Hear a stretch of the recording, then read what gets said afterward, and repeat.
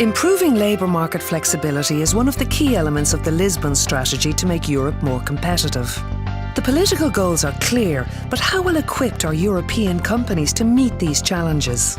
How can workplace social dialogue, working time and flexibility strategies, as well as human resource practices, help companies become more competitive, especially in the current economic climate? The European Company Survey is designed to provide answers to these questions. Eurofound decided to carry a second European company survey because it thought the first one was very useful and because there is no such thing available at the European level. We are concerned with providing information for the social partners and the governments of Europe, and there is no survey available to them on this type of issue, flexibility and performance and social dialogue. Working time flexibility is the most common type of flexibility in European companies.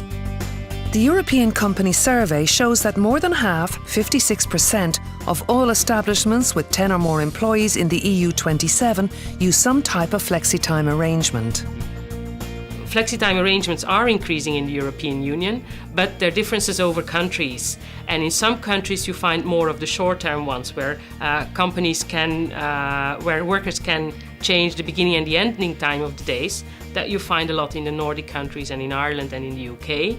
However, the working time accounts are more available in the Nordic countries, but also in Germany and Austria.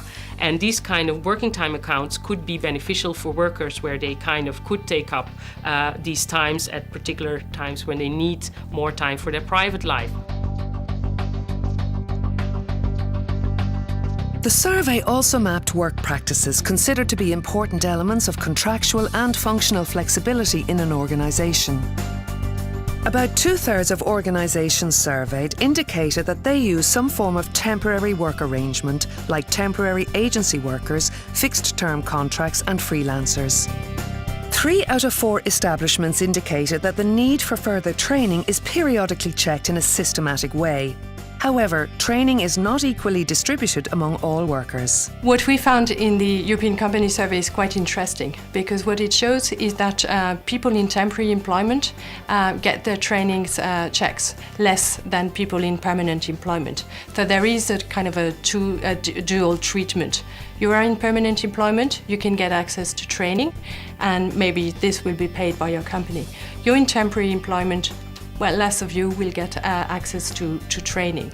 And this will impact on how you can find another job in the future, how you are able to develop and move upwards in your career, and how ultimately you are going to be able to support your family and your life when you're older.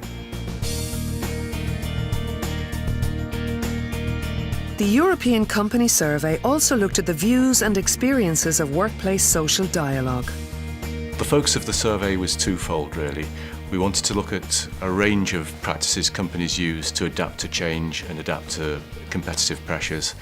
We also wanted to look in detail at how workplace social dialogue works.